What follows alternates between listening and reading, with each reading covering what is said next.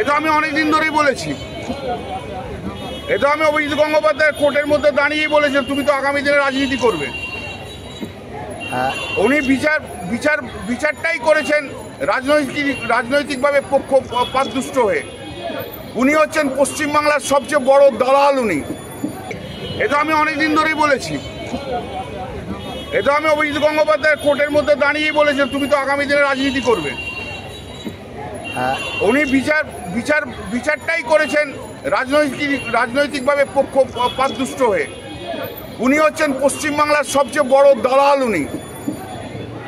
বাংলা কেন সারা ভারতবর্ষের বিচার ব্যবস্থার একটা কলঙ্ক হয়ে দাঁড়িয়েছে। এই নরেন্দ্র মোদীর সরকার, নরেন্দ্র মোদী ভারতবর্ষের বিচার ব্যবস্থাকে নষ্ট করে দিয়েছে।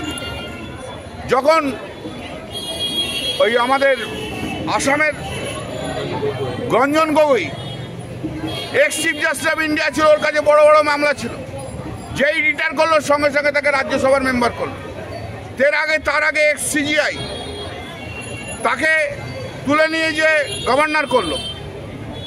আর ভেতরে ভেতরে তাল ছিল এর অভিজিৎ গঙ্গোপাধ্যায়। এটা অনেকদিন ধরেই বলছি, আগামী দিনে ও ক্যান্ডিডেট হবে। সেই ক্যান্ডিডেট নির্বাচনে ক্যান্ডিডেট হওয়ার জন্য, তাই জন্য এই সমস্ত কাজ করেছে।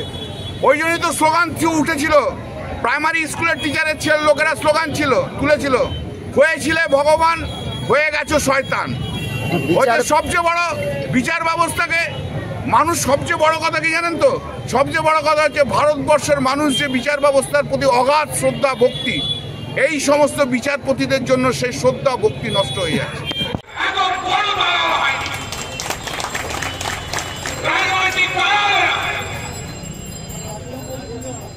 কেন হলো ওই ভারতবর্ষকে রাখা হয়?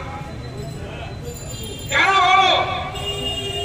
আর 2014 থেকে 2024-এর মধ্যে নরেন্দ্র মোদীর চলনায় বিচার ব্যবস্থাকে, নরেন্দ্র মোদীরা বিচার ব্যবস্থাকে নষ্ট করতে চেয়েছে। জনগণ প্রলোভন থেকে কিনতে চেয়েছে। তাই তো রঞ্জন গগৈ ভারতবর্ষের চিফ জাস্টিস অফ ইন্ডিয়া বড় বড় মামলা শোনার পর আসে রিটায়ার করার পর রাজ্যসভার মেম্বার হয়।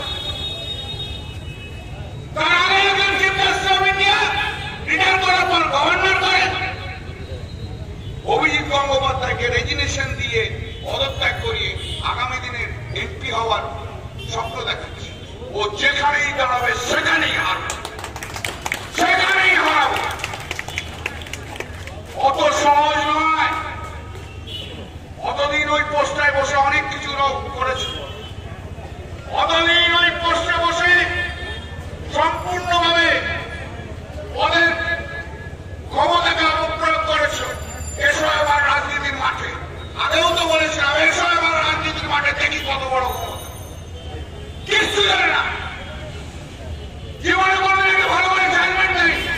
ও রিজাইন করে আসুক না কোন জায়গাতে, ও সবাইকার সামনে 5 পাতার নির্দেশন দিয়ে একটা জাজমেন্ট লিখে দিন না সবাইকার সামনে, দেখি কত বড় ইম্পর্ট।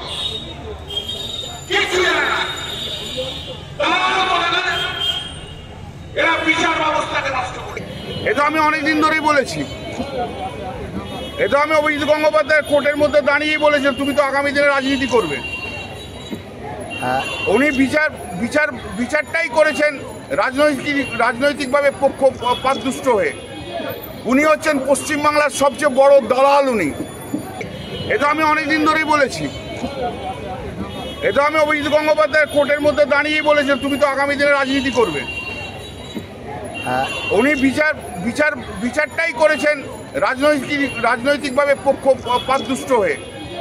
উনি হচ্ছেন পশ্চিমবাংলার সবচেয়ে বড় দালাল উনি। বাংলা কেন সারা ভারতবর্ষের বিচার ব্যবস্থার একটা কলঙ্ক হয়ে দাঁড়িয়েছে। এই নরেন্দ্র মোদীর সরকার, নরেন্দ্র মোদী ভারতবর্ষের বিচার ব্যবস্থাকে নষ্ট করে দিয়েছে। যখন ওই আমাদের আসামের Ranjan Gogoi x chief justice of India ছিল, ওর কাছে বড় বড় মামলা ছিল, যেই রিটায়ার করলো সঙ্গে সঙ্গে তাকে রাজ্যসভার মেম্বার করলো। তার আগে এক্স সিজিআই তাকে তুলে নিয়ে যে গভর্নর করলো। আর ভেতরে ভেতরে তাল ছিল এর অভিজিৎ গঙ্গোপাধ্যায়। এটা অনেকদিন ধরেই বলছি, আগামী দিনেও ক্যান্ডিডেট হবে।